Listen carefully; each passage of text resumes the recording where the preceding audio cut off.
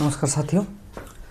तो हम आपके CPS 1 के लॉन्ग क्वेश्चंस को डिस्कस कर रहे थे, जिसमें से हम एक उसका जो थर्ड यूनिट है उसमें से भी strategy for reading and writing skill, जो सबसे इम्पोर्टेंट लॉन्ग क्वेश्चन है, मैंने पहले भी बताया है, उसको एक एक करके पार्ट करके हम पढ़ रहे हैं। ओके, हमने स्कैनिंग कल ख़त्म कर लिया था।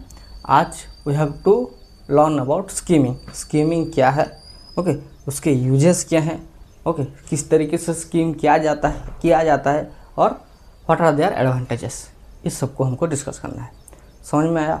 देखिए, skimming and scanning both are related. लगभग आपको लगेगा कि ये तो सेम चीज़ है। ओके, पहले शुरू करते हैं, पढ़ते हैं। ओके, आप लिखिए और समझने की कोशिश करें। Skimming is a technique for fast reading. किसका लिए? Fast reading. फॉर एग्जाम्पल, कभी कोई एग्ज़ाम है, ओके, एक पैसेज आपको पढ़ना है, आपके पास सिर्फ 3 मिनट है। ओके, तो आप किस तरीके से उस टाइम में जो पढ़ते हो, ऐसा नहीं कि आप स्लोली धीरे धीरे एक एक लाइन को पढ़ के समझ के आगे, नहीं, you have just fast reading. जो उसमें इंपॉर्टेंट है आप मार्क कर लेते हो और आंसर कर लेते हो। ऐसा होता है या नहीं, है ना? सो स्कीमिंग भी वही तरह का एक प्रोसेस है। Skimming is a technique for fast reading. कितनी जल्दी आप पढ़ सकते हो किसी भी चीज़ को।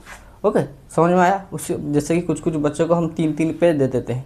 कोई बच्चा 15 मिनट, सर मेरा ख़त्म हो गया, वो कैसे ख़त्म कर लेता है? और अगर आप उसको क्वेश्चन भी पूछते हो तो वो सही आंसर दे देता है। क्यों? क्योंकि उसने एक टेक्निक लगाई है, स्कीमिंग, फास्ट रीडिंग। बहुत जल्दी किस तरीके से पढ़ा जाता है वो उसने डेवलप कर लिया है, वो स्किल उसके अंदर आ गई है। ओके, वो कैसे डेवलप होता है? सबसे पहली बार, अगर आप बार बार पढ़ोगे तो धीरे धीरे आपके अंदर फास्ट रीडिंग का एक कॉन्सेप्ट डेवलप होगा। फॉर एग्जांपल, किसी बच्चे को इंग्लिश में प्रॉब्लम है और किसी बच्चे को इंग्लिश आता है। ओके, मतलब क्या? उसको लिखना आता है, पढ़ना आता है। कोई बच्चा क्यों नहीं पढ़ पा रहा? क्योंकि उसको जब कुछ वर्ड पढ़ लेता है उसके बाद एक स्पेसिफिक वर्ड में वो रुक जाता है, क्योंकि उसको उसका स्पेलिंग नहीं आ रहा। ओके, या फिर उसको उसका मतलब नहीं समझ आ रहा, इसीलिए वो वहाँ पर रुक जाता है। लेकिन जिसको वो समझ में आता है, जिसको उसका स्पेलिंग पता है, तो वो स्पीड रीड करके आगे बढ़ जाएगा, है ना? ऐसा होता है। So that's the things. लिखिए, skimming refers to the process of reading only main ideas to get an overall idea of the content। किसी भी कंटेंट आपको दिया गया है, उसमें क्या जिस्ट कॉन्सेप्ट है, क्या मेन आइडिया है, उसको ही रीड करने का प्रोसेस को स्कीमिंग कहा जाता है। Skimming refers to the process of reading only the main idea to an overall idea of the context। Okay, जो मेन पॉइंट है उसको हम आइडेंटिफाई करते हैं to get the overall concept. समझ में आया? Next, to use skimming is use to quickly gather most important information on list. Okay, किसी भी लिस्ट में या फिर किसी भी पैसेज में, किसी कंटेंट में सबसे महत्व, सबसे इम्पोर्टेंट पॉइंट कौन सा है, उसी को निकालने में स्कीमिंग हमारी मदद करता है। Hope you understand. Next, not essential to understand each word when you are skimming. ऐसा है नहीं कि हम हर एक चीज़ को समझें जब स्कीमिंग कर रहे हैं। ओके, हमको सिर्फ समझना वही है जो इसका मेन कॉन्सेप्ट है, जो मेन इसका क्या कहते हैं, डेफिनेशन है। फॉर एग्जांपल, मैं अगर न्यूटन्स लॉ ऑफ मोशन आपको पढ़ाऊँ, ओके, उसके लिए पहले मैं आपको एग्जांपल दूंगा, ओके, उसका डेरिवेशन कराऊंगा, ओके, और जब आपको एग्ज़ाम में लिखना हुआ तो क्या आप उस तरीके से सारे चीज़ें लिखे, let a people is going on X distance और समथिंग एल्स, कुछ भी, क्या आप उस सबको लिख कर? नहीं, आपको सिर्फ लिखना है एक्चुअली में न्यूटन्स का लॉ ऑफ मोशन क्या है, जो पॉइंट उन्होंने दिया है। Okay, that's the skimming. Okay, सही है। It is not essential to understand each word. हमको सब कुछ समझना नहीं है, हमको समझना वही है जो हमारे लिए इम्पोर्टेंट है, जो इम्पोर्टेंट है। ओके, सही है। It is not essential to understand each word when you are skimming. Generally a reader quickly reads all the word on the text that seem to be important and they try to get a general idea about the document। Okay, हम क्या करते हैं, जो important word है, जो important concept है, उसको पहले से वो रीड कर लेता है। Okay, a reader quickly reads all the word of the text that has seem to be important. जो इम्पोर्टेंट है वो सब कुछ वो देख लेता है। And try to get a general idea about the document. और उस डॉक्यूमेंट में क्या है, उस लिस्ट में क्या है, वो उसका एक जनरल आइडिया निकाल लेता है। Okay, with A fast manner, बहुत शीघ्र, बहुत जल्दी वो उस काम को कर लेता है। Next, one time is constant, जब हमारे पास समय बहुत कम होता है, मैंने जब बोला एक आपको पैसेज करना है और आपके पास टाइम है नहीं, 5 मिनट या 3 मिनट बचे, तो आप क्या करें, तब क्या करोगे, skimming is achieved by reading the text only which is considered to be relevant. Okay, skimming क्या क्या कहते हैं, हमको जो रिलेवेंट है, जो आवश्यक है, सिर्फ हम उसी को ही पढ़ते हैं। ओके, क्योंकि हमारे पास टाइम नहीं बचा है अभी। ओके, फॉर एग्जाम्पल आप ये भी मान के चलिए आपका एग्ज़ाम है। ओके, आज 1 घंटे बाद आपको एग्ज़ाम देने जाना है। ओके, तो क्या आप सब कुछ पढ़ोगे? नहीं, जो जो इम्पोर्टेंस है किसी भी पॉइंट, उसको सिर्फ आप देखते चले जाओगे।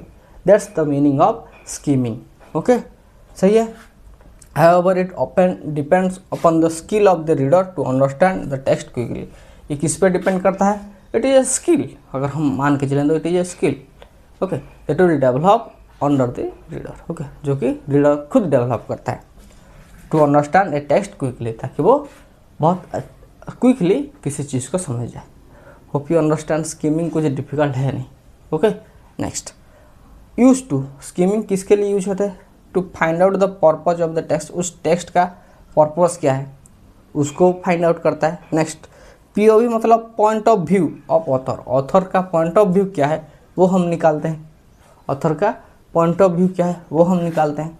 इट हेल्प्स इन डिफ़िकल्टी, जब हमारा कोई डिफ़िकल्टी सिचुएशन आ जाए, जैसे कि आपके पास समय नहीं है और फिर कुछ भी ऐसा जल्दी जल्दी किसी काम को आपको निपटाना है, तो skimming process is very helpful to you. Next, it is useful to reader. और ये किसको हेल्प होता है? रीडर्स को it is very much useful. Hope you understand. Right it down, फिर हम इसके बारे में और पॉइंट्स लिखेंगे।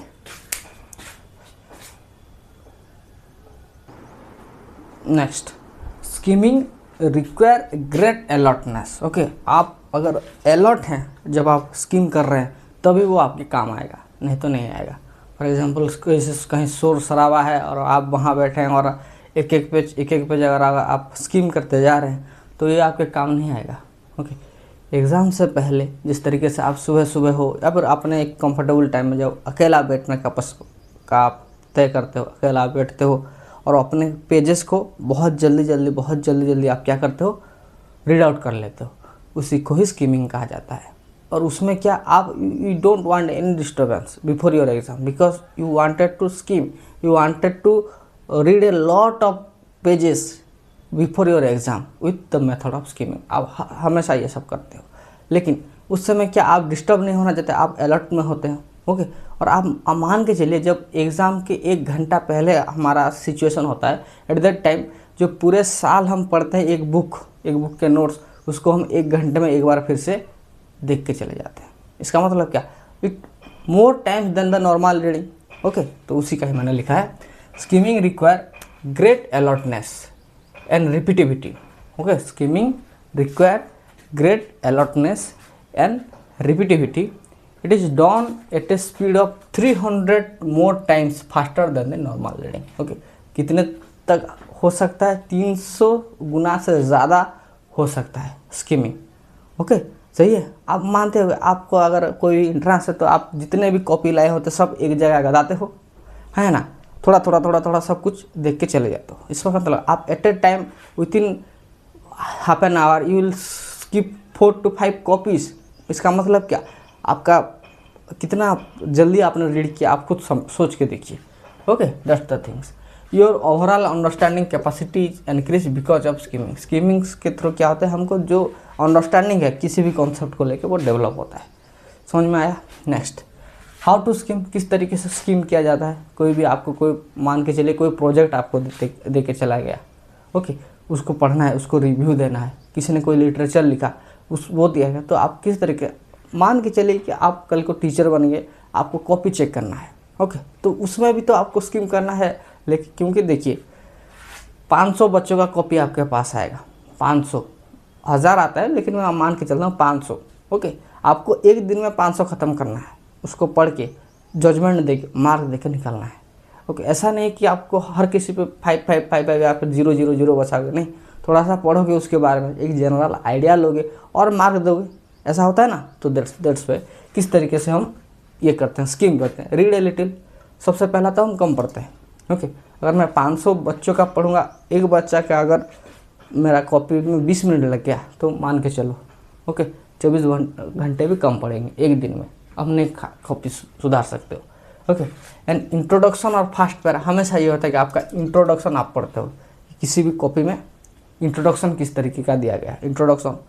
उसके बाद first sentence of every para, जितने भी मान के चलिए कि 10 पैरे लिखे हैं किसी ने एसे में, तो आप उसका फर्स्ट लाइन हर पैरे का किस तरीके से उसने स्टार्ट किया है उसको देखते हो, है ना। First sentence of every para. Next, notice picture, कोई पिक्चर, कोई चार्ट और ग्राफ, क्या उसने ये क्या है आप उसको नोटिस करते हो। आप उस ग्राफ को, उस पिक्चर को देख के आप एनालाइज कर लेते हो कि इसको ये आता है या नहीं आता है ना। Next, notice italic, bold, underline word on a phrase. Okay, किसी भी अगर आप कोई ऐसे पढ़ रहे हो तो उसमें कोई भी बुक भी आप पढ़ रहे हो उसमें जो इंपॉर्टेंस पॉइंट है उसको हमेशा से या तो अंडरलाइन कर दिया जाता है या फिर बोल्ड लेटर में लिख दिया जाता है या फिर इटैलिक्स में लिख दिया जाता है। ओके, नॉर्मल राइटिंग से थोड़ा सा उसको डिफरेंट कर ही देते हैं ताकि जो रीडर है उसका ध्यान जाए वहाँ पे, इसीलिए। Notice italic, bold, underline word और phrase. Read summary on the last para, और जो लास्ट में जो उसने समरी या फिर कंक्लूजन लिखा होगा उसको आपको अच्छे से पढ़ना है। This is the steps to skim, किस तरीके से हमको स्कीम करना है। सबसे पहला read a little, next introduction और फर्स्ट पैरा किस तरीके से उसने लिखा है, फिर first sentence of every para, and notice the picture, chart और graph, and what, notice italic, bold, underline word और phrase, and read the summary और conclusion on the last para. समझ में आया ये। नेक्स्ट, एडवांटेजेस क्या है। It is advantages when there is a need to cover large amount of area. जब हमको एक बहुत ज़्यादा पढ़ना है, फॉर एग्जांपल एक बुक आपको ख़त्म करना है, क्यों, क्योंकि 2 दिन बाद उसको कोई ले जाएगा आपसे, आपके पास सिर्फ 2 ही दिन है उस उस बुक को ख़त्म करना है, तो आप क्या करेंगे, हर सब कुछ तो नहीं पढ़ोगे, उसमें से जो इंपॉर्टेंट है स्कीमिंग करके आप पढ़ाई शुरू करोगे। That's the things useful when there is a need to cover large amount of area. Next, it allow looking for the main idea without paying attention to detail. पूरे डिटेल में ना पढ़ के जो मेन कॉन्सेप्ट है, main idea है, उसको हम चेकआउट करते हैं, उसको हम देखते हैं। It looking for the main idea without paying attention to details. Student can skim text book और class note before taking to test. जब पहले से बता दिया, जब हम टेस्ट देने जाते हैं उससे पहले हम क्या कर लेते हैं, स्किमिंग कर लेते हैं। Okay, useful to preview information. किसी भी इन्फॉर्मेशन का कोई प्रोजेक्ट आपको दे दिया गया, आप उसका प्रीव्यू किस तरीके से, आप देखोगे क्या क्या मेन कंटेंट है उसमें, उस तरीके से आप उसको क्या करते हो, प्रीव्यू करते हो। Useful when seeking specific information. अगर हमको कोई स्पेसिफिक इन्फॉर्मेशन को सीकिंग करना है तब भी ये हमारा हेल्पफुल होता है। बहुत ही ईजी कंसेप्ट है। ओके, स्कैनिंग, स्कीमिंग खत्म हो गया। Hope you understand, right it down अच्छे से। ईजी है, पढ़ना पड़ेगा और लिखना पड़ेगा। लिखो।